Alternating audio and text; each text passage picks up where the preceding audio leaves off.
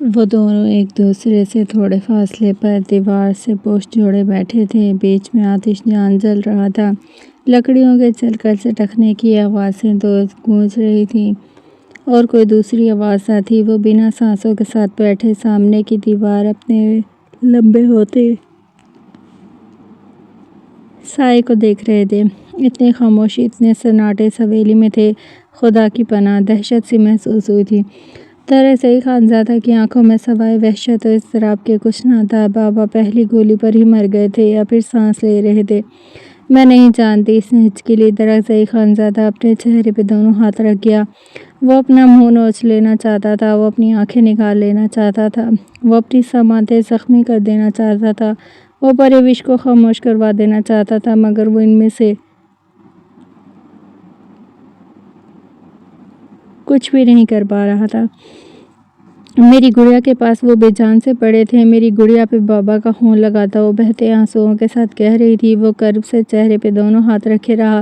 کوئی اس لڑکی کو چپ کیوں نہ کرواتا تھا؟ میں درخت کے پیچھے چھپی تھی لالا، میں نے سب دیکھا تھا، مگر میں کچھ نہ کر سکی۔ میں ڈر گئی تھی لالا، ورنہ میں اپنے مورے بابا کو ضرور بچاتی۔ مجھے اس درندے سے خوف آیا تھا۔ آنکھوں میں وحشت بھرا جنون لیے وہ اس درندے کا نام جاننے کے لیے بے چین ہوا۔ مورے کی چیخیں سنائی دی تھیں مجھے، وہ منتیں کرتے ہوئے اس درندے سے زندگی کی بھیک مانگ رہی تھی۔ درخزئی خانزادہ کو اپنا دل کئی حصوں میں کٹتا ہوا محسوس ہوا۔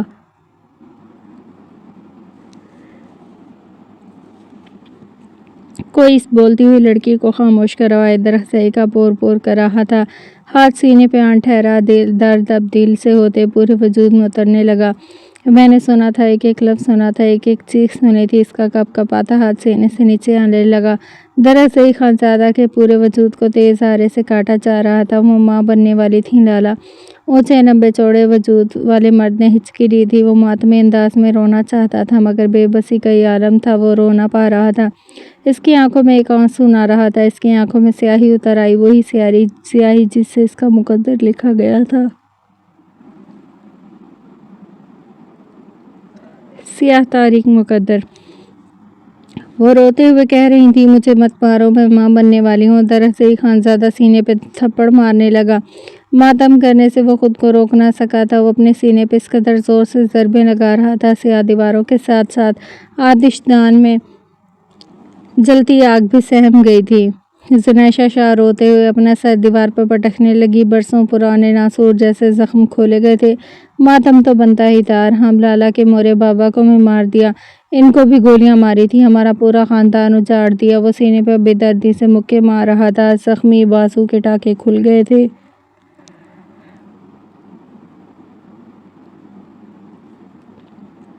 خون بری طرح بہنے لگا۔ گاڑی کو آگ لگا دی گئی۔ مورے مورے مورے زندہ تھی لالا، وہ چیخ رہی تھی۔ پیشانی پہ بکھرے بالوں اور خون ہوتے آنکھوں والے مرد نے اپنی موت دیکھی۔ درخزئی خانزادہ نے خود کو فنا ہوتے دیکھا۔ زنیشا شاہ گھٹنوں میں سر دیے رونے لگی تھی۔ برسوں بعد زخموں پہ جیسے ٹھنڈے پاہے رکھے گئے تھے۔ ہچکیاں لیتی لڑکی اب پرسکون تھی۔ اپنے اندر کا سارا غم، ساری بے چینی، ساری درد، ساری وحشتیں، سارا کرب وہ ساتھ بیٹھے مرد میں منتقل کر گئی تھی۔ وہ کون تھا وہ ٹھنڈی جامد کر دینے والی سرگوشی پہ؟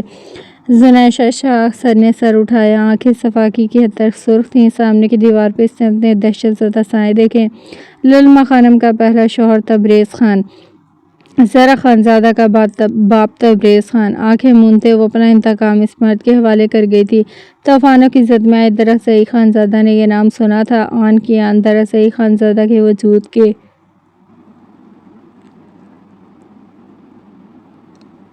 پرخچے اڑ گئے تھے۔ خانم بھی اس میں ملوث تھیں۔ پتال میں گرتے درخزئی خانزادہ نے اپنی آواز سنی تھی، آنکھیں خون ہوئی تھیں۔ میں نہیں جانتی، میں بس اتنا جانتی ہوں، وہ درندہ تبریز خان تھا جس نے میری آنکھوں کے سامنے میرا خاندان ختم کر دیا، جس نے میری آنکھوں کے سامنے پرویش کو مار دیا۔ وہ دیوار کا سہارا لیے کھڑی ہوئی، آنکھوں میں وحشت اضطراب لوٹ آیا تھا۔ میں نے اسے معاف کر دیا ہے لالا، میں اسے معاف کر چکی ہوں۔ روتے ہوئے اس لڑکی کی جان سولی پہ لٹکی لگتی تھی۔ کاش معاف کرنا آسان ہوتا، اس انتقام نے مجھ سے میرا سب کچھ لوٹ لیا، تمہیں معاف کر دینا یہ بھی کہنا آسان نہیں تھا، مگر کہہ دیا۔ زینے چڑھتے ہوئے اس نے مڑ کر نہ دیکھا تھا، منہ پہ ہاتھ رکھتے اسے ابکائی آئی تھی۔ زینے چڑھتے وہ کمرے میں آئی، واش بیسن پہ جھکے وہ ساکت و صامت تھی۔ یہ اس نے کیا کر دیا، یہ وہ کیا کر چکی تھی؟ نیچے سے آتی چیخوں پر وہ ایک بار پھر سے واش بیسن پر جھک چکی تھی۔ ملک جان کے گھر کے پاس آتے ہی اس نے اپنا برقع آگے کی طرف الٹا اپنا چہرہ ڈھانپ لیا۔ وہ سر سے پیر تک برقعے میں مکمل چھپ چکی تھی، آنکھیں تک نظر نہ آتی تھی۔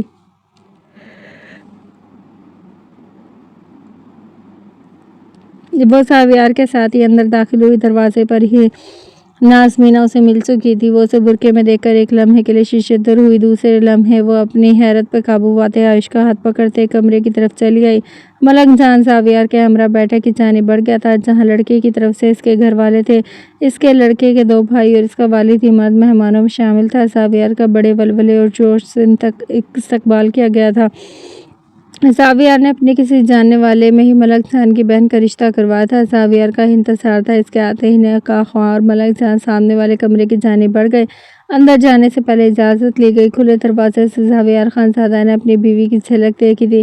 ملک جان اور نکاح خواہ کے کمرے میں آتے ہی وہ اپنا چہرہ ڈھانپتے اپنا رخ موڑ چکی تھی۔ ساویار خانزادہ کے لبوں پہ تبسم بکھرا تھا۔ وہ عجب معجزہ دکھاتی تھی، جان لے کر جان لوٹاتی تھی۔ وہ بالوں میں ہاتھ گھماتے متبسم ہوا تھا، مدھم سا ہنسا تھا۔ دنیا جہان کا پیار اسے اپنی بیوی پہ آیا تھا۔ نکاح خواہ اور ملک جان جب تک کمرے میں رہے، اس نے رخ نہ پلٹا۔ یہ دیکھتے ساویار خانزادہ کے دل میں ٹھنڈے پانی کے چھینٹے پڑ رہے تھے۔ وہ مسرور سا ہوتا صوفے سے ٹیک لگا گیا، اس کی آنکھوں میں تفاخر جھلکنے لگا۔ نکاح کے بعد چائے اور دیگر لوازمات پیش کیے گئے تھے۔ کھانا نہیں تھا، طعام میں چائے اور گھر کی بنائی گئی مٹھائی ہی شامل تھی۔ میٹھی ٹکیاں اور حلوہ بھی بطور خاص پیش کیا گیا تھا۔ ساویار حلوے میں چمچ پھیرتا کسی گہری سوچ میں گم تھا، جب ملک جان اس کی طرف آیا، جھک کر اس کے کان میں کچھ کہا تھا۔ وہ سر ہلاتا بیٹھک سے باہر آیا۔ بیٹھک کے باہر کھڑی اماں کو دیکھتے اس کی آنکھیں چنبے سے چھوٹی ہوئی۔ اماں کی بات سن کر وہ تعجب زدہ ہوئی۔ وہ چند پل سمجھ ہی نہ پایا، امی کہتی گئی اور وہ سنتی گئی۔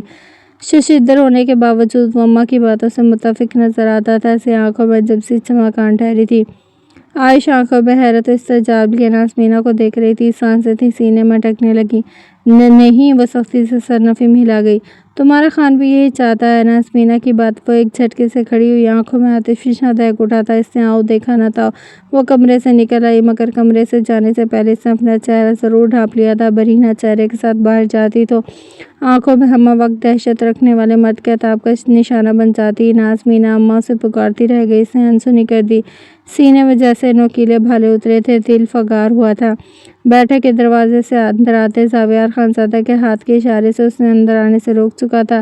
اس کی سیاہ آنکھوں میں قہر برپا ہوتے وہ دیکھ سکتی تھی۔ ہاتھ کی مٹھی دبوچے وہ باہر ہی رک گئی تھی۔ ساویار خانزادہ بیٹھک سے باہر آیا، عائش کو بازو سے جکڑے اسے کمروں سے تھوڑے دور لے آیا، جہاں نہ کوئی انہیں دیکھ سکے نہ ان کی آوازیں سن سکے۔ پلر سے ٹیک لگائے وہ اپنے سامنے کھڑے مرد کو دیکھتی رہی۔ ایک ہاتھ سے ہونس چہرہ ڈھانپ رکھا تھا۔ وہ اس کے سامنے کا اپنا ایک ہاتھ پلر پہ رکھ گیا، عائش کے قریب ہوا، آنکھوں میں قہر تھا۔ ہاتھ ابھی تک عائش کے بازو پہ جمع تھا، گرفتانی تھی۔ ایک پل مجھے تم پہ پیار آتا ہے، دوسرے پل تم ایسا کرتی ہو میرا دل جی کرتا ہے تمہیں آگ لگا دوں۔ عائش کے بازو پہ اس کی سختی بڑھنے لگی۔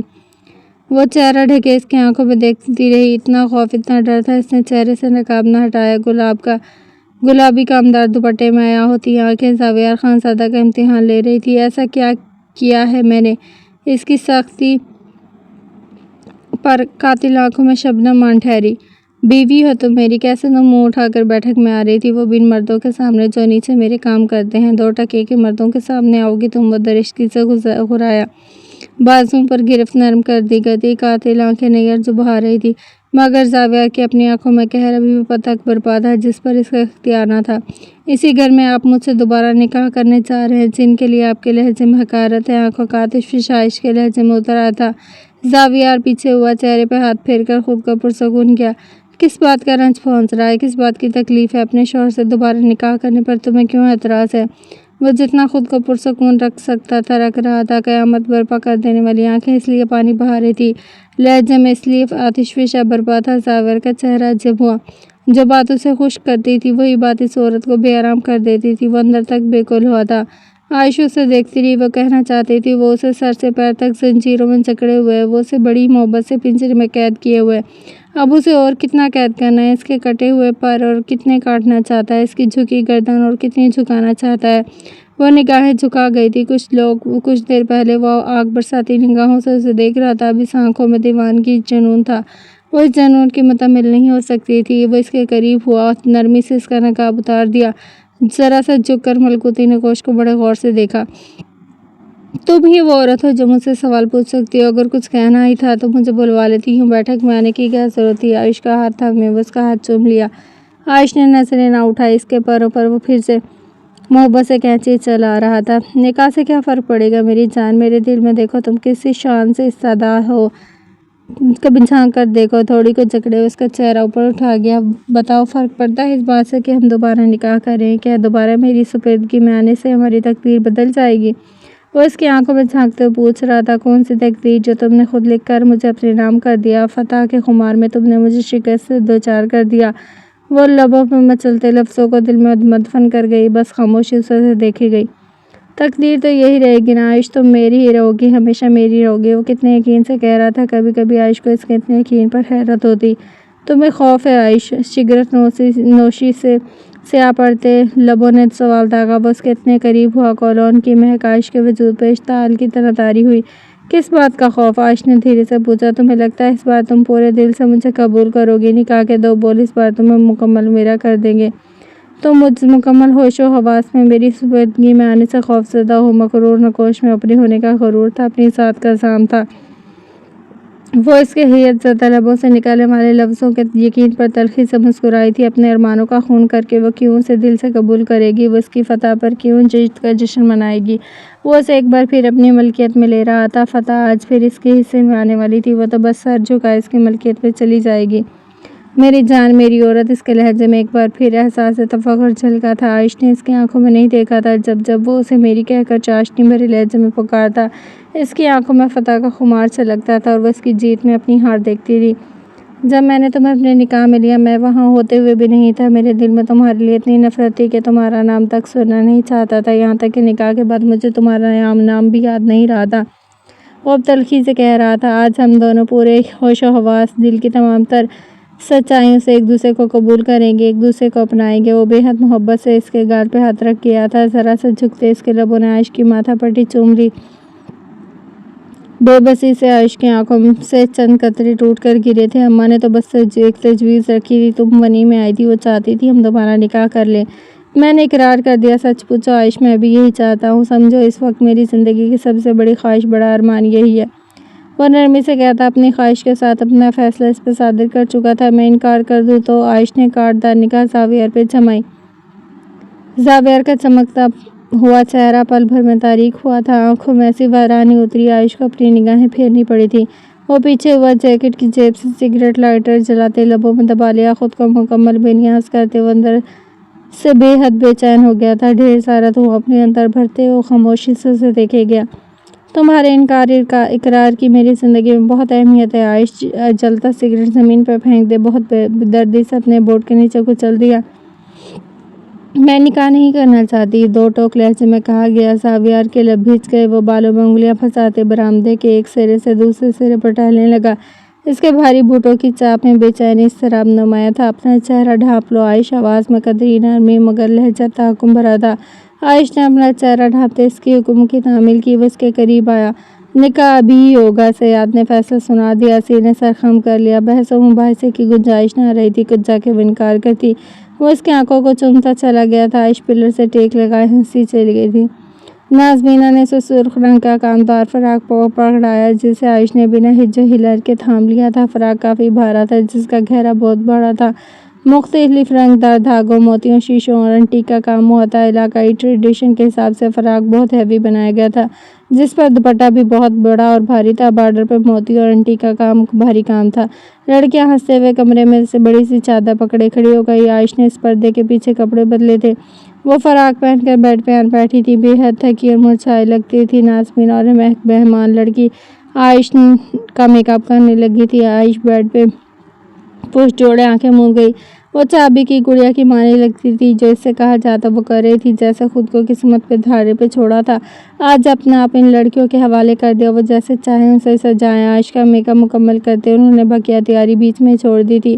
عائش نے کسی سے اس کے بابت کچھ نہ پوچھا۔ وہ تھکی تھکی آنکھوں سے اسے دیکھتے آتکی سے پیش جوڑی رہی۔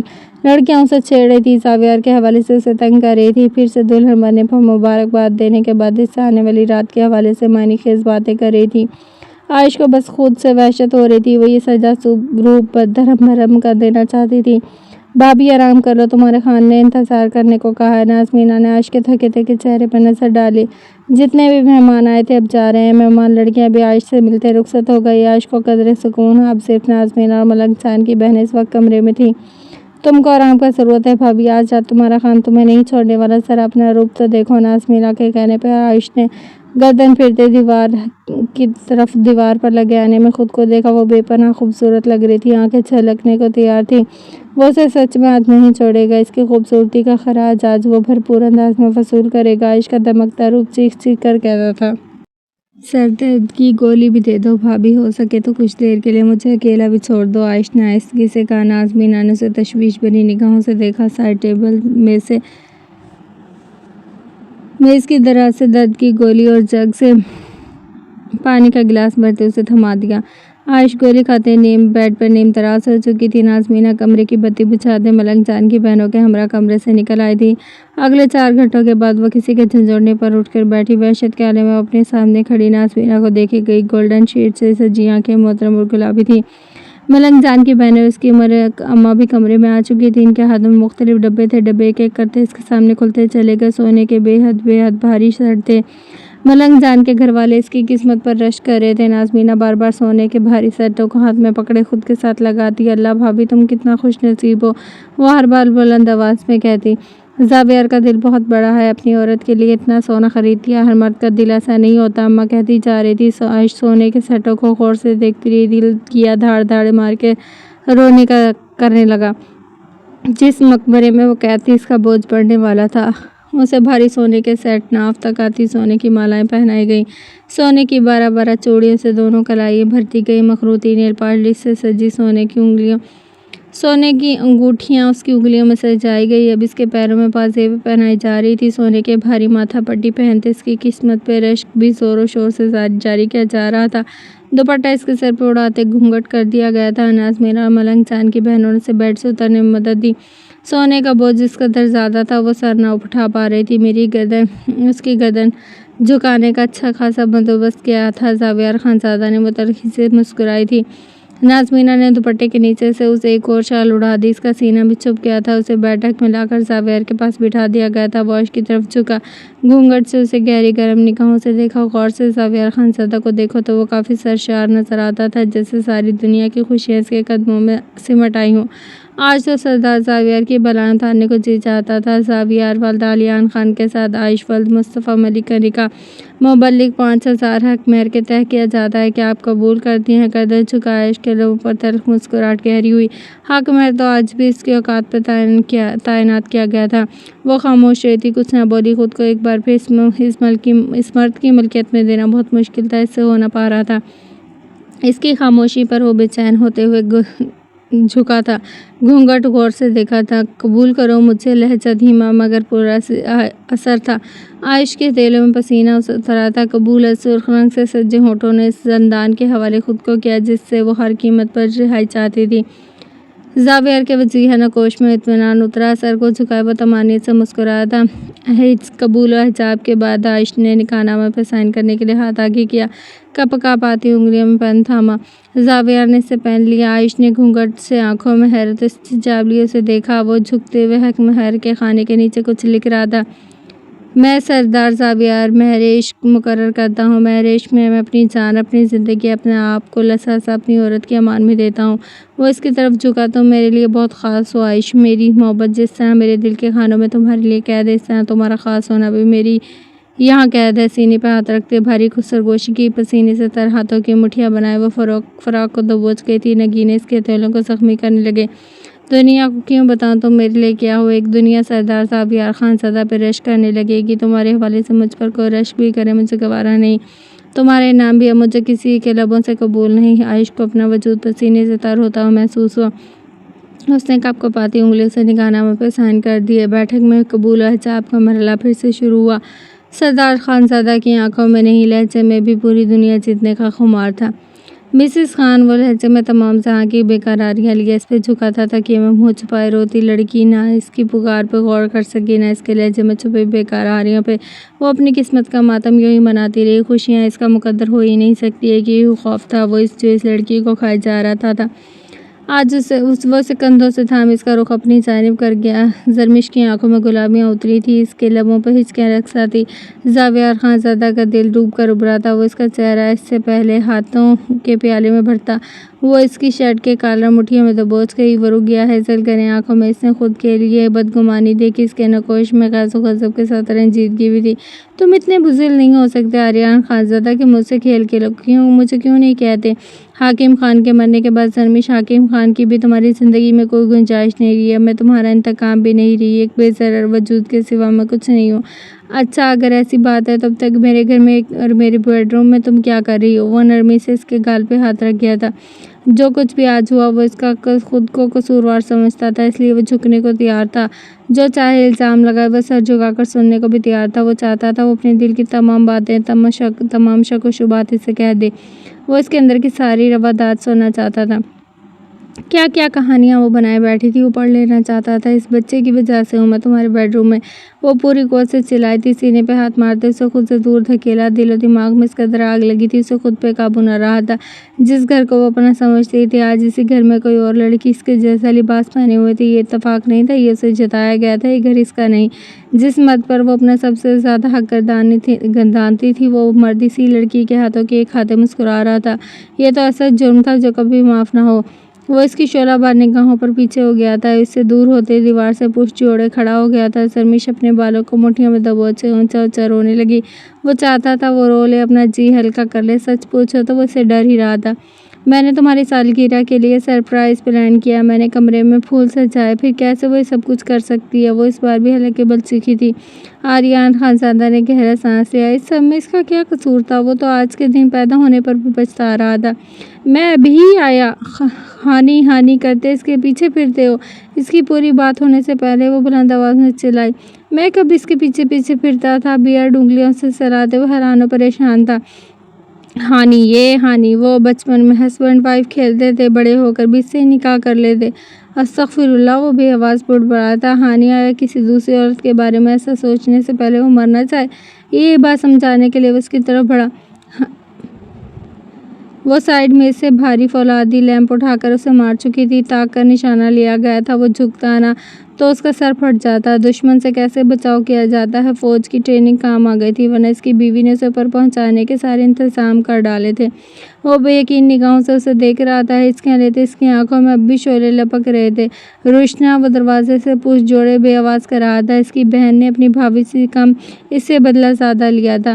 اس نے تو کبھی اپنی بہن کو خواب میں بھی نہیں ستایا تھا۔ وہ اپنا جرم یاد کرنے لگا جس کی پاداش میں اسے یہ سزا دی گئی۔ یہاں کیا کر رہے ہو؟ جاؤ اس کے پاس، وہ اسے دیکھتے ہوئے گھرائی۔ میری بھی بات سنو، وہ ڈرتے ڈرتے اس کی طرف بڑھائی تھا۔ خبردار میری طرف آئے، میں تمہاری جان لے لوں گی۔ وہ اب کی بار چھری اٹھا لی گئی تھی، جو چھری کیک کاٹنے کے لیے تھی، وہ اس کی گردن پہ پھیری جائے گی۔ خون آشاب نگاہوں سے گھورتے ہوئے اس کی بیوی کی آنکھوں میں واضح للکار تھی۔ وہ سہمتا ہوا پیچھے ہو گیا تھا۔ مرد ہی نہیں عورت بھی ظالم ہوتی ہے، وہ بیچارہ چیخ چیخ کر کہنا چاہتا تھا۔ چیخنا تو دور، ایک لفظ منہ سے نکالنے کی بھی اجازت نہیں مل رہی تھی۔ جو کچھ تم نے کیا میں تمہیں اس کے لیے کبھی معاف نہیں کروں گی، ہچکیوں سے بولتے اسے بتایا گیا۔ اس نے کیا کیا؟ پہلے وہ یہ جاننا چاہتا تھا۔ معافی تو بعد میں آتی تھی۔ وہ یہی جاننے کے لیے اس کی طرف 2 قدم ہی بڑھا تھا، اسے بیچ میں ہی رکنا پڑا تھا۔ وہ غصے سے کھڑی ہوئی، وہ شرافت سے پیچھے ہٹ گیا۔ شاید وہ خود اس طرف آنا چاہتی تھی۔ آریان کی نگاہیں اس کے ہاتھ میں پکڑی چھری پر تھی۔ ڈرا سہما شوہر چھری سے نظریں نہ ہٹا پا رہا تھا۔ وہ بجلی کی تیزی سے ڈریسنگ میز کی طرف جاری بڑھی، اس میں جیسے کوئی بدروح گھس گئی ہو۔ آریان کو تو یہی لگا تھا۔ ٹیبل پہ ہاتھ مارتے سب چیزیں نیچے گرا دی گئیں۔ قیمتی پرفیوم، میک اپ کا سامان زمین بوس ہوا تھا۔ 400 قیمتی مہنگے سینٹ کی خوشبو پھیل گئی۔ اس کی سالگرہ پہ اس کی بیوی لاکھوں روپے کا نقصان کر چکی تھی۔ ظلم یہ تھا وہ لاکھوں کی مہک اپنی بیوی کے بدن پہ محسوس کرنا چاہتا تھا، مگر نصیب نہ ہوئی تھی۔ تو مردوں کی فطرت ہی ایسی ہوتی ہے، جو مل جائے اس پہ قناعت نہیں کرتے۔ وہ دراز کھول کر اس میں سے چیزیں نکال کے پھینک رہی تھی، توڑ رہی تھی، چیخ رہی تھی۔ چھری ابھی تک اس نے ہاتھ میں پکڑی ہوئی تھی۔ میں نے تو ایک ہی عورت پہ قناعت کیا ہے، دھیمے لہجے میں اپنی عرضی سرگوشی گزار کی۔ نہیں کرتے تو مرد ایک پر کنایت ایک گھر میں ہو درجن باہر ہو۔ دراز سے وہ مختلف پروڈکٹس نکال کر پھینک چکی تھی۔ سیاہ سرخ رنگ برنگی زرمش کی ذاتی چیزوں کو دیکھ کے آریان کا موڈ بنا تھا۔ کئی لعنتیں خود پہ بھیج کے اپنے جاگتے موڈ کو سلایا۔ اس کے نصیب میں یہ رنگینیاں نہ تھی، خود کو سمجھایا۔ بامشکل ان رنگینیوں سے نظریں چرائی جو زمین پہ ڈھیر کرتے۔ اس کی بیوی کو بھی ہوش نہ تھا، ہوش ہوتا تو اب تک سرخ گلاب بن چکی ہوتی۔ میرے لیے ایک ہی عورت میرا سب کچھ ہے، میں مر کر بھی کسی اور کو نہ دیکھوں۔ وہ ڈیلا میلا کون تھی پھر؟ ایلا نہیں، ہانیہ نام ہے اس کا، وہ تعجب سے کہہ رہا تھا۔ وہ اسے سرخ نگاہوں سے دیکھ کر رہ گئی۔ ہانیہ نام اس کے لبوں سے سنتے اسے اپنے حواس محتمل ہوتے ہوئے محسوس ہوئے۔ وہ پاگل ہوئی، ہاتھ میں پکڑی چھری اسے ماری۔ اس بار بھی فوجی ٹریننگ کام آ گئی۔ خود کو اس وار سے بچاتے ہوئے یہی سوچ رہا تھا، وہ کسی ڈیلا میلا کو نہیں جانتا، اس لیے اب قدرے بچار گر معصومیت سے اپنی بیوی کو دیکھ رہا تھا جس کے ساتھ جے بن کے چپکتے تھے۔ ہانیہ نام تھا اس کا؟ کیا؟ وہ درشگی سے کرائی۔ اپنی برجسگی پر آریان کو لب دانتوں تلے دبانا پڑا۔ وہ اس کے لبوں سے اس وقت کم سے کم ہانیہ کا نام نہیں سن سکتا تھے۔ وہ سمجھ گیا۔ میری بات سنو۔ وہ ایک بار پھر بڑے حوصلے سے اس نے پیش رفت کی تھی۔ اب کے بار اسے اپنے دل پہ ہاتھ رکھنا پڑا۔ وہ اس کے لاکھوں روپے کی رولیکس کی گھڑی پکڑے ہوئے تھی۔ وہ اسے گھورتے ہوئے اسے ڈراتے یہ کرنے سے روکنا چاہتا تھا، مگر وہ رکنے والی نہ تھی، نہ اس سے ڈرنے والی تھی۔ گھڑی پوری قوت سے فرش پہ پھینکی گئی۔ وہ ضبط کا کڑوا گھونٹ بھر کے رہ گیا تھا۔ بالوں میں انگلیاں پھیرتے خود کو پرسکون کیا۔ جو نقصان ہونا تھا وہ ہو گیا۔ وہ اسے کہتا بھی تو کیا، گھڑی جاتی ہے تو جائے، بیوی نہ جائے۔ وہ بیوی بچاؤ مہم سرزد کرنے کی بھرپور کوشش کر رہا تھا۔ وہ جنتی ہے، اسے اس سب کے بدلے جنت ملے گی۔ وہ دیوار سے پشت جوڑے تابعداری سے سر کو جھکائے ہوئے تھا۔ مرد کو پورا یقین تھا، میں سوچ بھی نہیں سکتی تم اتنے گھٹیا ہو سکتے ہو۔ وہ پھر بیڈ پہ بیٹھی تھی، بال مٹھیوں میں دبوچ لیے، سسکیاں بڑھنے لگی۔ سر کو جھکایا۔ مرد بھی نہیں سوچ سکتا تھا کہ وہ واقعی اتنا گھٹیا ہے۔ کیا ہے ہانیہ میں سے جو تم اس کے ہاتھ سے کیک کھا رہے تھے؟ سر کو جھکایا۔ آریان خانزادہ کو ہنسی آئی۔ کیک کھایا تھا؟ یہ تو دیکھا ہی نہیں۔ اس میں ایسا کیا تھا؟ وہ دیکھتا تو اسے بتاتا۔ مجھے سب پتا ہے، تم لڑکیوں میں کیا دیکھتے ہو۔ آریان وطرہ حیرت سے سر اٹھایا۔ وہ اتنی ذہین ہو سکتی تھی، یہ جان پائے۔ کیا دیکھتے ہیں؟ آہستگی سے پوچھا۔ ان کی خوبصورتی دیکھتے ہو تم؟ بےہودہ لڑکے جو ذرا خوبصورت لگے اس کے پیچھے سر کو جھکائے کتے بن جاتے ہو۔ نہیں، وہ بری طرح سٹ پٹایا تھا۔ یہ گالی بھی تحمل سے سن لی گئی تھی۔ ہانیہ کے بوائے کٹ بال تھے، اب تو اس چڑیل کے کندھوں تک آتے ہیں بال۔ وہ منہ پہ ہاتھ رکھے کھانسا۔ بس شکر اس کی مسز خان اتنی ذہین نہیں تھی، ورنہ اس کے سالگرہ کا دن آج مرن دن ہوتا۔ وہ تو ٹھیک ہے، مگر مجھے تو لمبی زلفوں میں الجھنے کی عادت ہے، جیسے کہ تمہارے لمبے سلکی ریشم جیسے بال۔ میں تو بس انہی بالوں پہ مرتا ہوں۔ ہاتھوں کے ناخن دانتوں سے چباتے وہ ٹھہر گئی تھی۔ سسکیاں کچھ پل کے لیے رکی تھی، گال لمحوں سے پہلے بھی سرخ گلاب ہوئے تھے۔ وہ گہرا مسکرایا تھا۔ ایک پل نہیں لگتا تھا اس کے یوں گلاب ہونے میں۔ وہ ایسی جنت چھوڑ کر دوزخ کا رخ کیوں کرتا بھلا؟ وہ بھاری قدموں سے اس کی طرف آنے لگا، لبوں سے اس معتبر عورت کو چھو کر بتانا تھا کہ وہ اس کی محبت ہی نہیں عقیدت بھی ہے۔ تم مرد کبھی بھی اپنی پہلی بیوی سے محبت نہیں کر سکتے۔ بابا کو میری مورے سے عشق تھا اور ساحر کو حور سے عشق تھا۔ وہ رک گیا تھا، مٹھیاں دبوچ لی تھی۔ تم سب مرد بس ایک ہی جیسے ہوتے ہو، سب ایک جیسے اپنی بیوی سے محبت ہی نہیں کر سکتے۔ ٹھیک کہا، ہم سب مرد ایک ہی جیسے ہوتے ہیں، گھٹیا ذلیل بے غیرت کتے۔ اس کی سنجیدہ آواز پہ زرمش نے اسے دیکھا۔ سبز آنکھوں میں غیر معمولی پن اتر آیا تھا۔ اس کے آنسوئے اخلاق تھم گئے، سسکیاں تھم گئی۔ تم جو بھی فیصلہ کرو گی مجھے قبول ہوگا۔ تم مجھ جیسے گھٹیا مرد کو جب چھوڑنا چاہو بتا دینا، میں تمہیں تمہاری مرضی کے مطابق ہی فیصلہ کروں گا۔ وہ دروازہ کھولتے ایک جھٹکے سے باہر نکل گیا تھا۔ مجسم بنی ہے زرمش حاکم خان ابھی تک سمجھ نہ پائی تھی اس نے ایسا کیا کہا ہے جو یوں چلا گیا ہے۔ وہ اپنا سر پھٹتا ہوا محسوس کرتے ہوئے دونوں ہاتھوں میں تھام گئی۔ اگلے ہی لمحے وہ ہوش و حواس سے بیگانہ ہوتے بیڈ پر گر گئی تھی۔ وہ لاؤنج میں لیٹی کوئی کتاب پڑھ رہی تھی۔ جب وہ اندر آیا، کتاب چہرے کے آگے کرتے وہ اس مرد کو مکمل نظر انداز کر دینا چاہتی تھی، مگر وہ ایسا نہ کر سکی تھی۔ کچھ ایسا تھا اس مرد کی نظروں میں کہ وہ ساکت سی ہوئی تھی۔ جھکتی نگاہیں سامنے مرد کی طرف اٹھی۔ ان آنکھوں کا یہ رنگ نہیں تھا۔ سامنے کھڑا مرد وہ نہیں رہا تھا جو یہاں سے گیا تھا۔ وہ تو لوٹا تو بالکل بدل گیا تھا۔ اس کی نگاہیں اس مرد کی آنکھوں سے ہوتے اس کے زخمی بازو پہ آن ٹھہری۔ بازو سے خون رس رہا تھا۔ زخمی بازو سے نگاہیں ہٹائے نہ وہ اس کی آنکھوں میں دیکھنے لگی تھی۔ وہ مکمل بدلا ہوا تھا۔ وہ کسی معصوم کی آنکھیں نہیں تھیں، ان آنکھوں میں درندگی تھی۔ وہ دوسروں کی زندگیاں اجاڑ دینا چاہتا تھا جیسے اس کی زندگی اجڑی تھی۔ عنایا گہرے سانس لیتے اٹھ کے بیٹھ گئی، شانوں پر دوپٹہ پھیلایا، کتاب وہ صوفے پہ رکھ چکی تھی۔ اس مرد کے چہرے کے تاثرات میں کوئی درار نہ آئی تھی، بال پیشانی پہ بکھرے تھے، اس کی آنکھوں میں وحشت اور درندگی تھی۔ نرم کارپیٹ پر کھیلتا زرخام کلکاریاں بھرا تھا۔ درخت زئی خانزادہ کو دیکھتے اس نے کروٹ لی، اب وہ کروٹ لے لیتا تھا، گردن اٹھا لیتا تھا، اوندھے منہ ہوتے گردن بامشکل اٹھائے وہ اپنے باپ کو دیکھ رہا تھا۔ اپنے باپ کو وہ بخوبی پہچانتا تھا، وہ کلکاریاں بھرتے اسے اپنی طرف متوجہ کرنے کی بھرپور کوشش کر رہا تھا، وہ اپنے باپ کے پاس جانا چاہتا تھا، وہ اس کی گود میں جانے کے لیے مچل رہا تھا۔ آدھا ٹورنٹو سے گود میں اٹھا اٹھا کر گھمانے والا باپ آج دور کیوں کھڑا تھا، گردن اٹھائے درخت زئی کو دیکھتے وہ رونے کے لیے تیار تھا۔ درخت زئی خانزادہ اس پہ ایک نگاہ ڈالے بغیر کمرے کی جانب بڑھ گیا تھا۔ زرخام نے نچلا ہونٹ باہر نکالا، اگلے لمحے وہ پھوٹ پھوٹ کر رو دیا تھا۔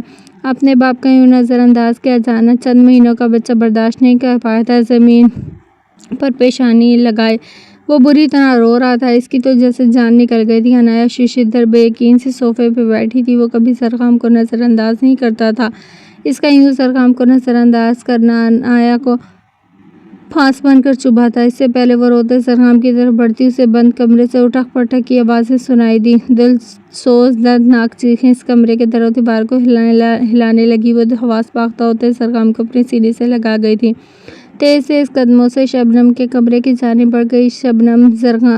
زرخام شبنم کے حوالے کرتے ہوئے درخت زئی کے کمرے کی جانب بھاگتے ہوئے آئی، دروازہ کھولتے اس پہ افتادات سی ٹوٹی تھی، اندر کا منظر قیامت کا منظر پیش کر رہا تھا۔ چلیں جی، یہ تھی ایپیسوڈ 137 کا پلس پارٹ، اور اب میں نیکسٹ پارٹ مطلب ایپیسوڈ 138 کا پارٹ 1 وائس اوور کرنے لگی ہوں۔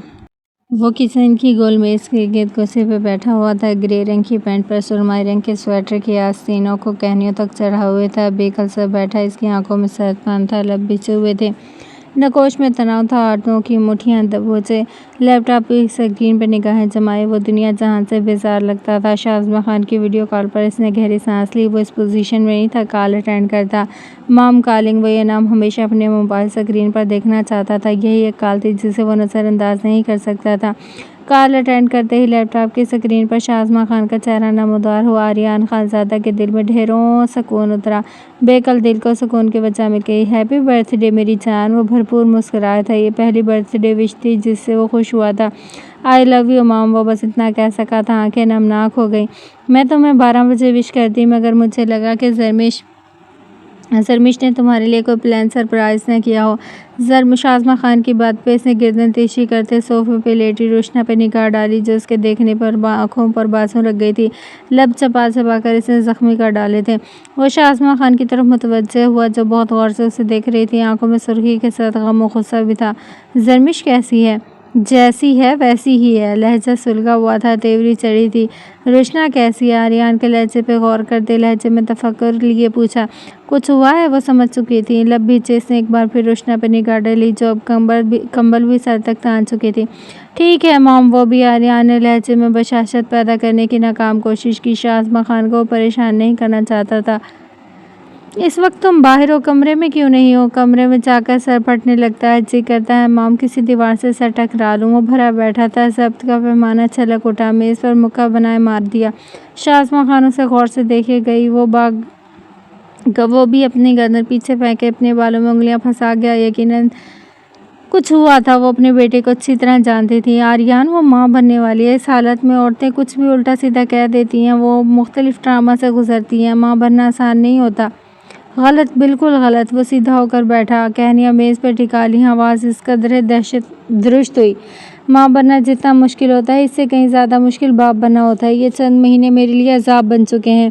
اس کی ایک ایک بات کا خیال رکھتا ہوں، رات کو کروٹ تک نہیں لیتا، کہیں میرے کروٹ لینے سے وہ اٹھ نہ جائے، اس کی نیند نہ پوری ہوئی تو میرے بچے پہ اثر پڑے گا، وہ کیا کھاتی ہے، کتنا کھاتی ہے، اس کے پلیٹ پر نظریں جمائے رکھتا ہوں، اسے جوسی سکوز بنا کر دیتا ہوں، فروٹ کاٹ کر دیتا ہوں، اسے اپنے بچے کی اتنی پرواہ نہیں جتنی مجھے ہے، پھر بھی سننے کو یہی ملتا ہے تم ماں بننے کے عمل سے نہیں گزر رہے، اس لیے تمہیں احساس نہیں ماں بننا کتنا مشکل ہے۔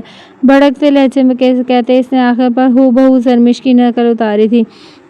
شاہزمہ خان نے مشکل سے مسکراہٹ دبائی۔ وہ انہیں بہت پیارا لگا تھا، ہینڈسم تو تھا ہی۔ دل میں نظریں اتاری۔ وہ پانی کی بوتل منہ سے لگا کے اندر لگی بھڑکتی ہوئی آگ کو ٹھنڈا کرنے کی کوشش کی۔ ایموشنلی سپورٹ دیتے ہو تم اسے، پانی ٹھہرتے پیتے وہ ٹھہرا۔ انہیں نگاہیں جھکائی، اب مضطرب سا ہو گیا۔ کچھ توقف کے بعد نگاہیں اٹھائی، شاہزمہ کو دیکھا۔ مام وہ بھی تو کچھ سمجھے، میں اور کتنا جھکوں؟ دھیرے سے کہا۔ جس سے بے پناہ محبت کا دعوے دار ہو، اس کے آگے جھکنا کیسا؟ شاہزمہ خان کی بات پہ اس نے گہری سانس لی۔ مسئلہ جھکنا تو تھا ہی نہیں، وہ اب کیسے اپنی مام کو بتاتا؟ جو کچھ تم نے اس کے ساتھ کیا، تمہیں لگتا ہے اس کا دعویٰ ہو سکتا ہے؟ اب کی بار وہ جذبس ہوا تھا، سب آنکھوں میں اپنے کیے پہ ملال آن ٹھہرا تھا۔ وہ بری طرح بے چین ہوا تھا۔ خاموشی سی تھی جو آن ٹھہری تھی۔ میں مانتا ہوں مام، میں اس کا مجرم ہوں، ساری عمر اس کے سامنے سر جھکا کر رہنے کو تیار ہوں، مگر وہ بھی تو کچھ سمجھے مام، بے بسی سے کہتے۔ تھکن سی اس کے چہرے پہ اتر آئی، آواز بے پناہ دھیمی ہو گئی تھی۔ تمہیں سمجھنا ہے آریان، اسے بھی اور خود کو بھی، جس عورت کے بغیر نہیں رہ سکتے، اس کی باتوں کو برداشت کرنا مشکل نہیں ہونا چاہیے تمہارے لیے۔ اس کے بغیر رہنا ساری عمر کی وہ اذیت ہوگی جو تم برداشت نہیں کر سکو گے۔ وہ خاموش ہو گیا تھا، بے قری سے شاہزمہ خان کو دیکھے گیا۔ دو بول سے بننے والا رشتہ 3 لفظوں سے آسانی سے ختم ہو جاتا ہے مام، وہ کہا۔ اب کی بار پورا وجود اذیتوں میں گھر چکا تھا۔ آپ کو لگتا ہے میں اسے کبھی یہ لفظ کہہ سکتا ہوں؟ وہ قدرے بے چین ہوا، جبڑے بھج گئے تھے، آنکھوں میں سرخی اتر آئی تھی۔ اس کے پاس بھی اختیار ہے آریان، سارے حق خدا نے تم مردوں کو نہیں دیے۔ اگر وہ تمہارے ساتھ ایسی ہی ذہنی حیثیت میں رہتی رہی، یہ فیصلہ میں خود لے لوں گی۔ وہ اذیت میں گھرا شاہزمہ خان کو دیکھ رہا تھا، لب آپس میں باہم پیوست کیے خاموش تھا۔ شاہزمہ خان سے وہ کسی معاملے میں بحث نہیں کر سکتا تھا، اپنے حق کے لیے دلائل دینا تو بہت دور کی بات تھی۔ اپنا خیال رکھنا۔ شاہزمہ خان سکرین پر نظر آنا بند ہو گئی تھی، سر کو گرائے ہاتھوں میں وہ اذیت ہی اذیت لیے بیٹھا تھا۔ میں اسے سمجھتا ہوں، وہ بھی تو مجھے سمجھے۔ بات جھکنے کی نہیں، اعتبار کی ہے، جو اسے مجھ پہ نہیں رہا۔ وہ زخمی سے یہی سوچ سکا تھا۔ عورت ہی نہیں، مرد بھی اتنا ہی ہرٹ ہوتا ہے جب بدگمانی اور شک و شبہات کے کٹہرے میں کھڑا ہو۔ کاش وہ یہ بات سمجھ سکتی۔ وہ گہرا سانس بھرتے کرسی گھسیٹ کے کھڑا ہوا۔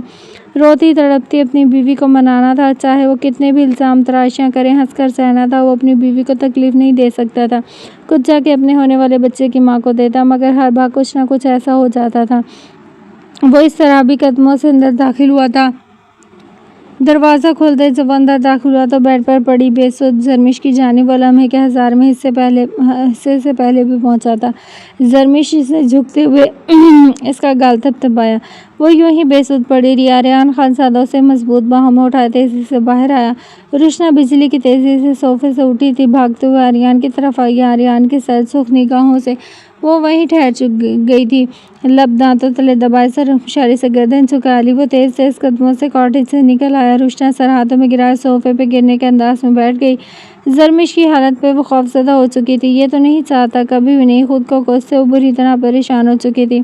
ہاسپٹل کے بیڈ پہ اس نے اپنی محترم آنکھیں دھیرے دھیرے کھولی تو ڈاکٹر کو خود پہ جھکے پایا۔ اب آپ کیسا محسوس کر رہی ہیں؟ لیڈی ڈاکٹر شائستگی سے پوچھ رہی تھی۔ میرے ہسبینڈ کہاں ہیں؟ ہوش میں آتے ہی سب سے پہلے دشمن جان کا خیال آیا۔ ڈاکٹر زرمش سامنے سے ہٹ گئی تھی، وہ دیوار سے پشت جوڑے سینے پہ ہاتھ باندھے اسے دیکھ رہا تھا۔ چہرے پہ دنیا جہاں کی فکر سجائے سبز آنکھیں محترم تھی، جن میں بیک وقت نمی اور سرخی تھی۔ وہ اجڑا ہوا سا لگتا تھا، کچھ گھنٹوں میں دنیا اسے اپنے سامنے ویران ہوتی ہوئی دیکھی تھی۔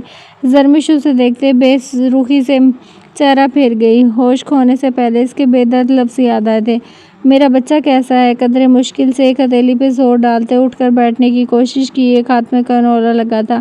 آریان تیزی سے اس کے پاس آیا، اس کی کمر کے پیچھے تکیہ سیٹ کیا، اسے بٹھانے میں مدد کی گئی۔ بے رخی سے اسے جھٹکا دیا گیا تھا، وہ بےتابیداری سے پیچھے بھی ہو گیا۔ ڈاکٹر نے بغور یہ دیکھا اسٹریس شوہر کی طرف سے ملا۔ ڈاکٹر سمجھ گئی تھی۔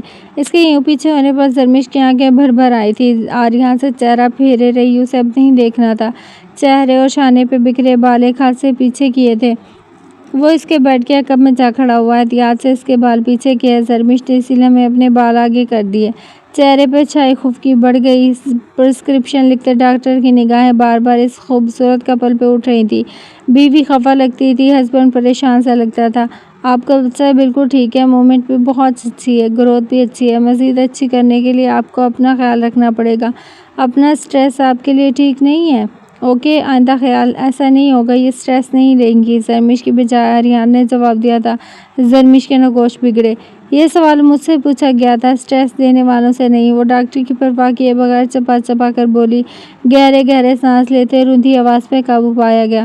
کچھ لوگوں کو بلا وجہ اسٹریس لینے کی عادت ہوتی ہے، میرا اس میں کوئی قصور نہیں۔ بیڈ کے حکم میں کھڑے وہ لیڈی ڈاکٹر کو ہاتھ اٹھائے وضاحت دے رہا تھا۔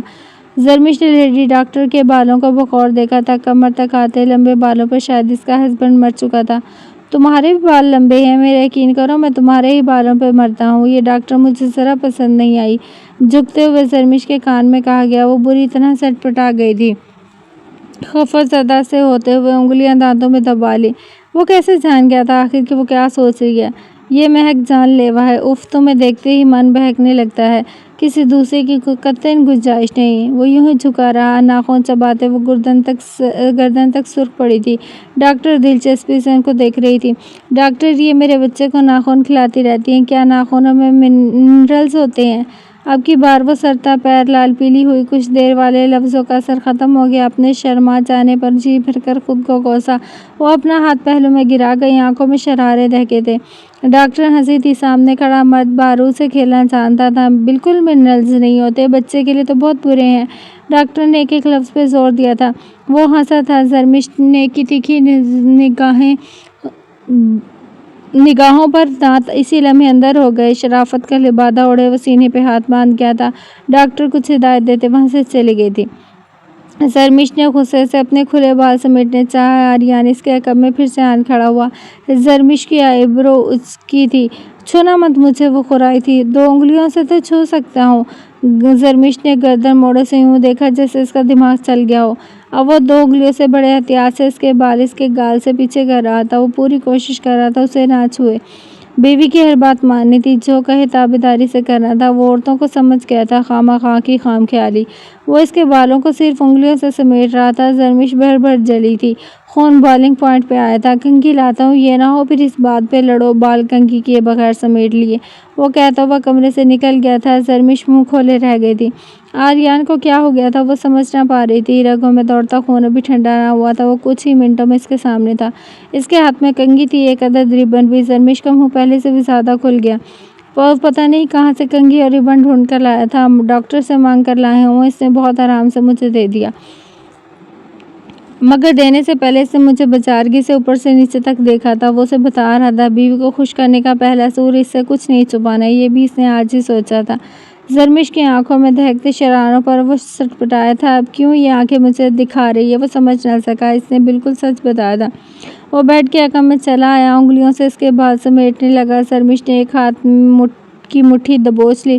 وہ اس کے بالوں پر کنگھی پھیر رہا تھا، بے حد آہستگی سے، بے حد احتیاط سے کنگھی کرتے اس نے گہرا سانس لیا۔ پورے 15 منٹ لگائے تھے اس نے بال کنگھی کرنے میں۔ زرمش نے بالوں کا کیریٹین کروایا تھا، اتنی احتیاط سے کنگھی کرنے کی ضرورت نہیں تھی، بال بالکل نہیں الجھے تھے۔ وہ دانت پہ دانت جما گئی، وہ کنگھی دانتوں میں دبائے اس کے بالوں کی چوٹی گوندنے لگا، دونوں ہاتھوں کی 2 انگلیوں کی مدد سے۔ زرمش کا بس نہ چلتا تھا اس مرد کی جان لے لے۔ کنگھی دانتوں میں دبانے پر زیادہ غصہ آیا تھا۔ بالآخر پورے آدھے گھنٹے بعد وہ عجیب و غریب سا ہیئر اسٹائل بنانے میں کامیاب ہو چکا تھا۔ گہری سانس لیتے وہ اپنا برانڈ نیو ہیئر اسٹائل ایجاد کرنے پہ خوش تھا۔ زرمش نے گدھی چٹیاں اپنے شانے پر کرتے اسے عجیب نظروں سے دیکھا۔ بالوں کے 2 حصے کیے، انہیں چوٹی کی شکل دی گئی تھی۔ اس کے پیچھے وہ کھڑا گہرے سانس یوں بھر رہا تھا جیسے کوئی مار کا سر انجام دیا ہو۔ زرمش نے غصے سے اس عجیب و غریب چوٹی کو پیچھے کر دیا۔ ایک تو پریگننسی کی وجہ سے کچھ اچھا نہیں لگتا تھا، یہ چوٹی دیکھ کر جانے کیوں اسے ابکائی آئی تھی۔ زندگی بھر اب وہ بالوں کی چٹیاں نہیں بنائے گی، وہ بھڑ بھڑ جلتی دہکتی لڑکی نے سوچا۔ کمرے میں اب گمبھیر خاموشی چھا گئی۔ وہ ناخن دانتوں سے کترتے اسے نہیں دکھانا چاہتی تھی۔ وہ منہ پہ ہاتھ پھیرتے کمرے سے باہر نکل گیا۔ پریگننٹ بیوی کی دلجوئی کرنے کے لیے لفظ ڈھونڈ رہا تھا۔ ان مہینوں میں وہ کس بات سے چڑھتی تھی، وہ سوچنے لگا۔ واش روم کے کھلے دروازے کو دیکھتے وہ تھوڑا آگے ہوا۔ دیوار پر آئینہ لگایا تھا۔ وہ اپنا چہرہ دیکھتے اس نے خود پہ لعنت بھیجی۔ وہ سب سے زیادہ اسے ہی دیکھتے چڑھتی تھی۔ چہرہ بدلے بھی تو کیسے، ایجنٹ کے طور پہ بہت سے روپ بدلے، اب اپنی بیوی کے سامنے گولا یا فقیر بننے سے تو رہا۔ کچھ سوچتے ہوئے اس کے سامنے آن بیٹھا، خفا سی اپنی بیوی کا ہاتھ نرمی سے تھام لیے۔ زرمش نے ہاتھ چھڑوانا چاہا تو اس نے ہاتھ چھوڑ دیے۔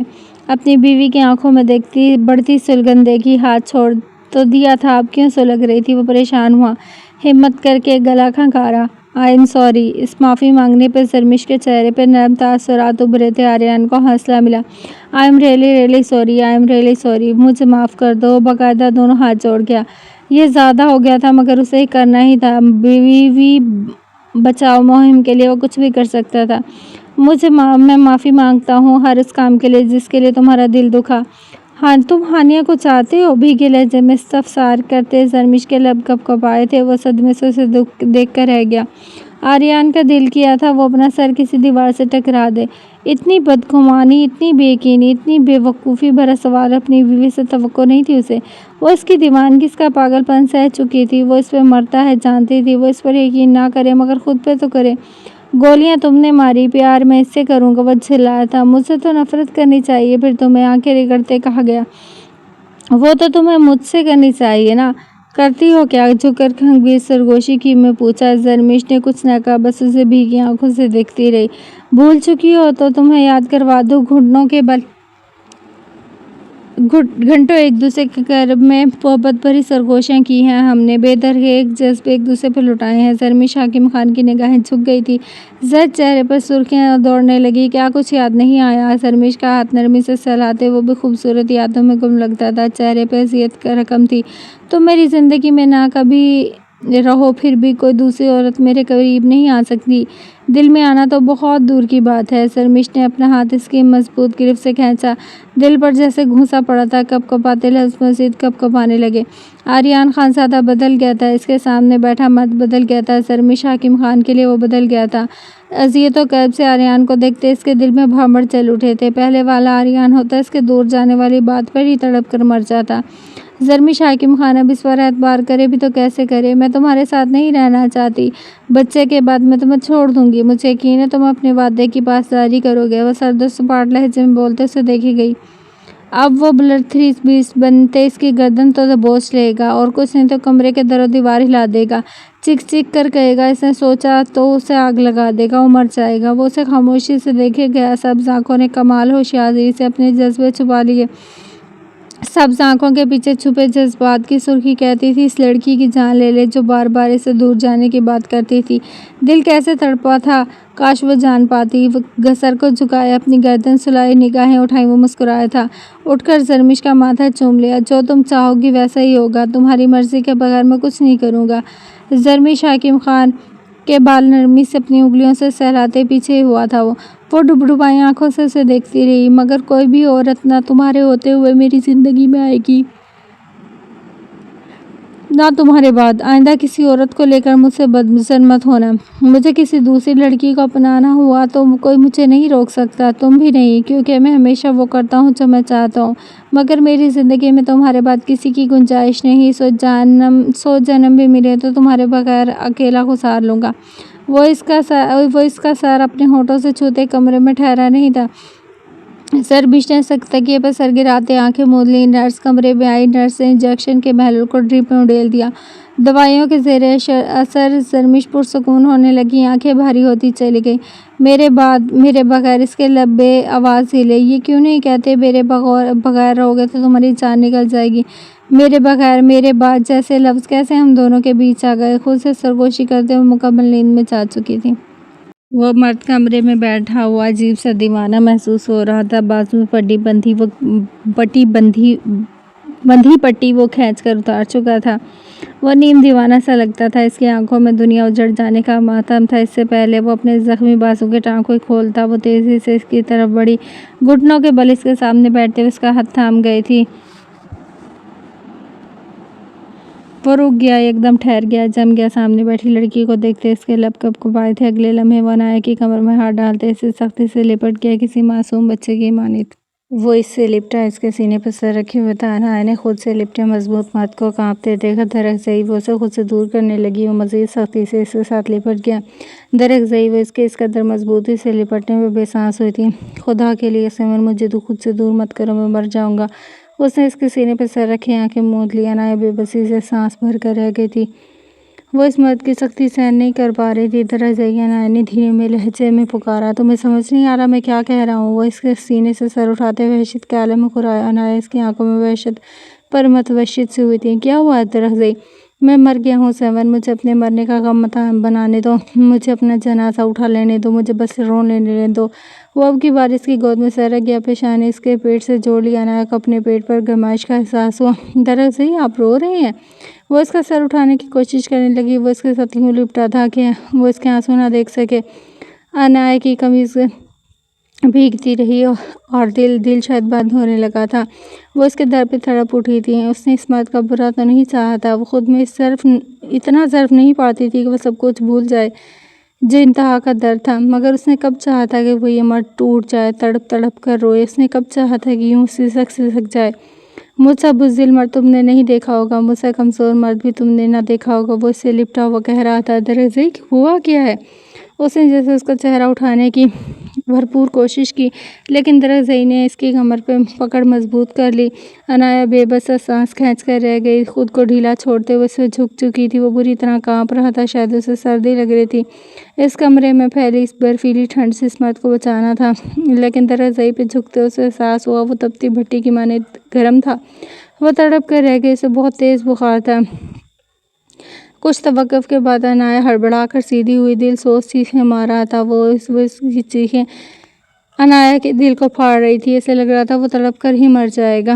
وہ اس مرد کو، لمبے چوڑے مرد کو سہارا دیے بے حد مشکل سے واش روم تک لے کر گئی تھی۔ وہ گرتا پڑتا اس نازک سی لڑکی کا سہارا لیتے واش روم کے دروازے تک ہی پہنچ گیا تھا۔ درزئی خانزادہ کا بدن اتنا گرم تھا کہ اسے جھٹکے لگنا شروع ہو گئے تھے۔ عنایہ نے اس کے ہاتھ کو سختی سے تھام لیا، دنیا اسے چکراتی ہوئی محسوس ہوئی تھی۔ وہ دروازہ کھولنے پر اپنے وزن سمیت واش روم کے چکنے فرش پر اوندھے منہ جا گرا تھا۔ عنایہ پاشا دھک سے رہ گئی، اس نے اسے بمشکل سیدھا کیا۔ وہ آنکھیں جھپک کر عنایہ کو دیکھے گیا، نشیلی آنکھیں آنسوؤں سے تر تھیں۔ مجھے چھوڑ کر مت جانا پلیز، وہ منت بھرے لہجے میں گڑ گڑایا تھا۔ عنایہ اسے اٹھانے میں اس کی مدد کرنے لگی۔ وہ اس وقت اپنے آپ میں نہیں تھا۔ وہ بغیر عنایہ کے سہارے اپنی ہتھیلیوں پہ زور ڈالتے کھڑا ہوا اور لڑکھڑاتے قدموں سے دیوار تک پہنچا تھا۔ اب اسے اس کا دماغ تک اس کا بخار چڑھ رہا تھا، اسے بہت بری طرح سے جھٹکے لگ رہے تھے۔ عنایہ نے پانی کی بالٹی اٹھاتے اس پہ انڈیل دی تھی۔ بھری پانی کی بالٹی اٹھانا اس کے لیے مشکل تھی۔ درزئی کی حالت پہ وہ خود نیم دیوانی لگتی تھی۔ وہ بھیگتے ہوئے آنکھیں موندے رہا، وہ اپنے حواس قابو کرنے کی کوشش کرنے لگا تھا۔ عنایہ پانی کی بالٹی کو بھرتے ایک بار پھر اس پہ انڈیل گئی تھی۔ وہ آنکھیں موندے دیوار سے پشت جوڑے بیٹھا رہا، لب کسی معصوم بچے کی طرح کپکپاتے رہے۔ عنایہ نے پانی گراتے رک کر اسے دیکھا، اس میں اور زرخام میں کوئی فرق نہ لگا، اس کے بھی تو رونے سے پہلے ہی ہونٹ کپکپاتے تھے۔ کیا ہوا ہے آپ کو؟ وہ گیلے فرش پر گھٹنوں کے بل اس کے سامنے بیٹھ گئی۔ وہ رویا نہیں تھا، مگر عنایہ پاشا رو پڑی تھی۔ وہ اپنا سر دیوار سے ٹکرانے لگا۔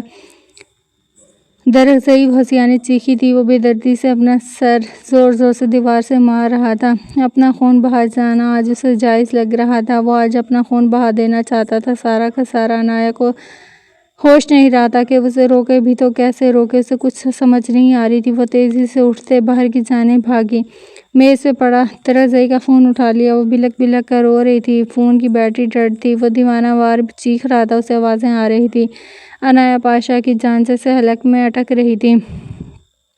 اسے ایسا لگتا تھا چیخیں مارنے والا یہ مرد اپنی جان لے لے گا۔ وہ اپنا دوپٹہ زمین سے اٹھائے سر پہ اچھی طرح لپیٹے باہر کی جانب بھاگی۔ داخلی دروازہ کھول کر باہر آئی تو ٹھنڈی ہواؤں نے اس کا استقبال کیا۔ گیلے لباس ہونے کی وجہ سے وہ ٹھٹر کر رہ گئی تھی۔ باہر اس وقت کوئی نہیں تھا، درزئی کا کوئی آدمی بھی نہیں تھا جو اس کی غیر موجودگی میں تعینات ہوتے تھے۔ اس کے آنے پر چلے گئے تھے، وہ اسے ہسپتال لے کر جاتی تھی۔ درزئی کو ٹریٹمنٹ کی ضرورت تھی، مگر وہ کیسے ہسپتال لے کر جائے؟ اسے درزئی کی حالت پہ اس کے اپنے ہاتھ پاؤں پھول رہے تھے، اس کے لیے ڈرائیو کرنا بہت مشکل تھا۔ پھر زرخام بھی تو تھا، وہ اپنے بیٹے کو کیسے شبنم کے حوالے کر کے جا سکتی تھی؟ اعتبار کیوں کرتی وہ اس پہاڑی لوگوں پہ؟ پہاڑ سب چھین لیتے ہیں۔ وہ مایوسی کے عالم میں تھکی تھکی اندر آئی تھی۔ اس نے گہرے سانس لیتے وہ واش روم کے اندر گئی تو درزئی کے بازو کے ٹانکے کھل گئے تھے، زخم انفیکٹڈ ہو چکا تھا۔ اس کے کسرتی سینے پہ لگا ہوا زخم بھی جیسے اب اور زیادہ کھل گیا تھا۔ اس کے ناتواں مضبوط توانا جسم ہچکولے بھر رہا تھا، ایسے لگ رہا تھا کوئی منتر منا رہا ہو۔ درزئی نے ایک دم सर उठाया। अनाया इसकी आंखों में ठहरे दर्द पर मुतवस्सित सी हुई थी। एक बार फिर दरख्त से के लब कँपाए। वो अपने अंदर का सारा दर्द इस औरत को बताना चाहता था जो इसके सुकून की वजह थी। जिसने उसे इतना दर्द दिया था उसे किसी ने ना दिया। और फिर एक वजूद ने इसके जख्मों पर ठंडा पहा भी रखा था। वो इसके करीब हुआ, इसकी कमर पर हाथ जमाया और अपना माथा इसके कंधे पर टिका दिया। सच में ये वजूद इसकी ज़िंदगी था। अगले ही पल वो किसी बच्चे की माँ ने रो दिया था। अनाया की धड़कन मुंजमद हुई थी। कोई इससे पूछता जिंदगी का ज़ियतनाक लम्हा कौन सा था, वो कहती ऊंचे चौड़े मत का इसके कंधे पर सर रख कर यूं रोना। अनाया ने इसके बालों में उंगलियां फंसा ली। इसके घने बाल अनाया की थोड़ी भी को छू रहे थे। जो दूसरों के पास वाफिर मिकदार में है वो सिर्फ मेरे ही नसीब से क्यों गायब है? क्या मैं खुदा का सबसे बुरा बंदा हूँ? क्या मैं बहुत गुनहगार हूँ? उसने जैसे भारी दिल से पूछा था। मुकम्मल तो कोई नहीं होता, कोई मुकम्मल परफेक्ट और अच्छा तो कोई भी नहीं होता। दरख्त से इब्लीसियत और मासूमियत के बीच खड़ा हर मर्द कहीं ना कहीं गुनहगार होता है। अनाया ने धीरे से कहा, इतनी तशफी दी गई, तशफी कहाँ मुमकिन थी? फिर मुझसे सब कुछ क्यों छीन लिया गया? क्यों मुझे आजमाया जाता है? एक झटके से उसने सर उठाया। सबके पास उनके मोरे बाबा होते हैं। पाशा तुम्हारा बाप था, जैसा भी था तुम्हारे पास था ना। तुमने अपने बाप को इतने करीब से देखा, इस दिन तुम्हें प्यार भी किया होगा, तुम्हें उसका दिया लम्स भी याद होगा। 10 साल का बच्चा क्या क्या याद रखे? मेरे पास तो यादें भी धुंधली सी हैं। बताओ मुझे तो सब कुछ धुंधला पड़ गया, मैं तो सब भूल गया। उसने उसके दोनों हाथ थाम लिया। अनाया की आंखों से मोती टूट टूट कर बरसे थे। वजह अब ये आंसू इस मर्द के नहीं थे। बाप के होते हुए भी यतीमी की जिंदगी गुजारना था। हर दर्द का फसाना अलग था। जामे पर दिल को बस रुलाया इसी के खसारे ने। अनाया ने गहरी सांसें खींची। इसके सामने बैठे मर्द को तसल्ली देने के लिए इसके शाने पे हाथ रख दिया। खुदा की कसम, मेरे दिल में बहुत शगाफ पड़ चुके हैं। आज मेरा सब्र छोटा पड़ गया है। खुदा ने मुझसे मेरे अपने छीन लिए हैं। मेरे वजूद के चीथड़े उड़ रहे हैं। वो कहते हुए सर हाथों में गिराए फूट फूट कर रो दिया था। ऐसे लग रहा था जैसे मुझे किसी ने कुएं में धकेल दिया है। आग का कुआं है। देखो मेरा बदन, जिस्म मेरा जल रहा है, मेरा वजूद झिलसा रही है ये आग। वो दीवाना खत्मी लग रहा था। वो यूं रिएक्ट कर रहा था जैसे कोई पागल हो गया हो। दरअसल का बुखार तेज हो रहा है। भीगे चेहरे वाली लड़की को इसकी हालत में वो इसके बुखार का बिगड़ जाना समझ रही थी। वो अनाया को बाजू से पकड़े अपने करीब कर गया। वो इसके चौड़े सीने में समाते समाते बची वो शीशिदर गीली निगाहों से इसकी लहू रंग आंखों में देखने लगी। वो इसका चेहरा दोनों हाथों में थाम गया। इस कदर सख्ती से अनाया को अपना चेहरा तड़कता हुआ महसूस हुआ। मेरे जिस्म पर चाकू से गहरे कट लगाओ, कोई हिस्सा बच न जाए। मेरे जख्मों को मिर्चों से भर दो। लेकिन मैं क्यों? दरअसल से उसे अब बेहद खौफ आ रहा था। मुझे इस वक्त इतनी तकलीफ़ हो रही है ना, या इतना ही दर्द हो रहा है। मेरे ज़ख्मों पर कीड़े मकोड़े रेंग रहे हैं। मेरे ज़ख्मों पर मिर्चें रिगड़ी जा रही हैं। वो उसे छोड़ते एक बार फिर अपना सर गिरा गया था। अपने कमों को सीने से लगाने वाला 29 साला मर्द आज इश्तिहार लगाए हुए था। ऊंचा ऊंचा रोता मर्द आज पर्दा न रखने वाला था। मेरे मोरे बाबा का कत्ल किया गया, इन्हें बेदर्दी से मारा गया। क़यामत ख़ेज़ इंकशाफ करते इस इंतज़ार हाथों में गिरा लिया था। अनाया ने दिल पे हाथ रख लिया। धड़कन इस बार सच में मुंजमद हो गई थी। मुझे कैसे चैन आएगा? कैसे मैं जी सकूंगा? मेरे मोरे बाबा को जिंदा जलाया गया, मेरे अपने को बेदर्दी से मारा गया। मैं कैसे जिंदा रह सकूंगा? मैं इस बोझ के साथ कैसे जीऊँगा? वो मातम ज़दा सा अपने गालों को पीट रहा था। अनाया इसके करीब हुई, इसका सर अपने सीने से टिका दिया था। इसका दर्द, इसका गम बांट लिया। सब कुछ साकित हो गया था। अनाया दरअसल की धड़कनें भी थम गई थी। दर्द को जैसे राहत मिल गई थी। इस लड़की से ज़्यादा वो किसी से मोहब्बत नहीं कर सकता। जो दर्द कहीं नहीं भर सकता था वो इसी वजूद के पास आते भरने लगा था। अनाया इसके बालों में उंगलियां फेरती रही। आधी दुनिया इसकी हो सकती थी अगर ये लड़की इसकी हो जाए। इसके सीने से लिपटे कराते हुए इस मर्द ने सोचा था। अनाया इसके बालों में उंगलियां फेरते इसकी कमर पे हाथ फेर रही थी। मैं इंतकाम लूँगा, मैं इन दरिंदों को नहीं छोड़ूंगा। होश खोते इस मर्द ने सिर्फ इतना कहा था। चलें जी, ये थी 2 एपिसोड्स का वॉइस ओवर। मेगा एपिसोड हैं। उम्मीद है आप लोगों को पसंद आएंगी और चैनल को सब्सक्राइब करना बिल्कुल नहीं भूलना। इस वक्त लाइट गई हुई है और इतनी ज़्यादा गर्मी है, मेरे पूरी बॉडी ना से पसीने से तर हो गई थी, जैसे मैं नहा के बैठी हूँ। चले, उम्मीद है امید ہے کہ آپ لوگوں کو پسند آئے ہوں گی۔ ویسے آج اس 2 ایپیسوڈ میں کیا کیا ہوا ہے، زاویہ نے دوبارہ عائش سے نکاح کر لیا ہے، اور ہمارا آریان خان زادہ تو ہے ہی زن مرید، اس نے بھی زن مریدی کے پورے ریکارڈ توڑے ہیں۔ اور درگزئی ویسے یہ اچھا ہوا، درگزئی کو سب کچھ سچ پتہ چل گیا۔ ویسے پتہ چلنا تھا، یہ اس کا حق تھا، اسے اپنے مورے اور بابا کے بارے میں پتہ چلنا چاہیے۔ ہر جیسے اس کا بھائی تھا، اس نے اپنا سارا کام سنیشا شاہ نے درگزئی کو سب کچھ بتا کر ویسے ایک لحاظ سے اچھا کیا، لیکن ایک لحاظ سے برا بھی کیا ہے۔ اب بیچارے درگزئی کی طبیعت اتنی زیادہ خراب ہو گئی ہے، لیکن چلے کوئی نہیں، ہمارے سون اسی طرح سے قابو میں آئے گی، مجھے یقین ہے۔ اور کیا ہوا ہے؟ اور کچھ بھی نہیں، بس مجھے عائش کے لیے بہت زیادہ برا لگا، اتنی ٹاکسک سٹوری ہو گئی ہے اس کی، سردار زاویہ اسے چھوڑ ہی نہیں رہا۔ اسے ویسے چھوڑ دینا چاہیے اب عائش کا پیچھا، کچھ اس طرح سے کرنا چاہیے کہ سردار زاویہ خانزادہ پہ بھی تو وقت آنا چاہیے نا۔ وہ جیسے عشق میں گوڈے بھیگا ہوا، ڈوبا ہوا ہے، تو اس کے ساتھ کچھ برا ہو تاکہ اسے عائش کا درد سمجھ میں آئے۔ اور عائش واقعی بے بس ہے، عائش انکار بھی نہیں کر سکتی تھی اس نکاح سے، جاتی تو پھر جاتی کہاں، اسے تب بھی سردار زاویہ نے نہیں چھوڑنا تھا، اور اسے دھمکیاں ہی دے کر اس نے دوبارہ سے نکاح قبول کروایا ہے۔ اور رشنا کے بارے مجھے بہت وہ ہوا ہے، رشنا جائے اذان کے پاس تاکہ کچھ اس کا دماغ ڈائیورٹ ہو۔ اب وہ صرف زرمش کو دیکھتی رہتی ہے اور جلتی رہتی ہے جے کے کی وجہ سے کہ جے کے نے یہ کیا، زرمش کی وجہ سے جے کے نے وہ کیا، تو وہ سارا اپنا جو غصہ ہے نا لاوے کی طرح وہ اب زرمش سے بدلے اتار کے پورا کر رہی ہے، پورے نند ہونے کے رول ادا کر رہی ہے۔ پہلے تو وہ اسے بہن کی طرح ٹریٹ کرتی تھی، لیکن اب وہ اسے ٹف ٹائم دے رہی ہے۔ لیکن چلیں، اچھے کمنٹ کرنے ہیں، سب نے اپنا ریویو دینا ہے کہ آگے کیا ہونا ہے اور اینڈنگ کیا ہوگی، آگے کیا ہوگا، سب کچھ نہ کچھ تو پریڈکٹ کیا کریں نا آپ لوگ۔ اور بہت کم لوگ سبسکرائب کرتے ہیں، یا ویوز کم آتے ہیں، کیا مسئلہ ہے، مجھے وہ سمجھ نہیں آ رہی ہوتی۔ ویوز آتے ہیں لیکن کمنٹس نہیں آتے، کیوں؟ ایسا تو نہیں ہونا چاہیے نا۔ تو جلدی سے ایپیسوڈ کو لائک کریں، میگا ایپیسوڈ ہے، اور چینل کو سبسکرائب کرنا تو بالکل نہیں بھولنا۔ اور اگلی ایپیسوڈ ویسے میں یہ سوچی میں شرط رکھ لوں کہ اگلی ایپیسوڈ